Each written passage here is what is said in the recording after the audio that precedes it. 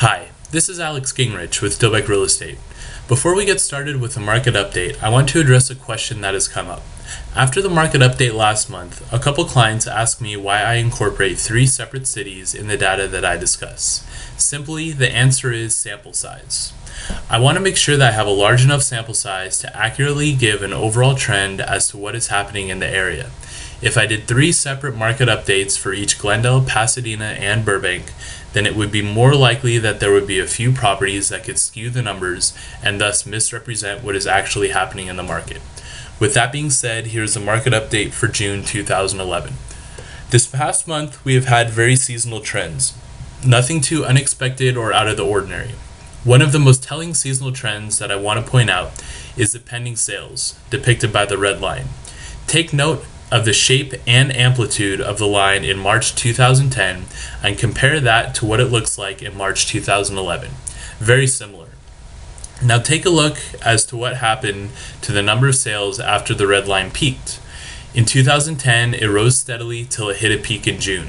In 2011, the number of sales has not risen steadily due to an unusual peak in March 2011, but my point is that we should expect to see a strong number of sales in June 2011. This is common in our market to have a strong sales figure in the first part of the summer. The number of sales for last month were not great. They were down about 12% compared to this time last year, and our inventory has risen about 4% compared to this time last year. Both of these numbers point to a favorable buyer's market.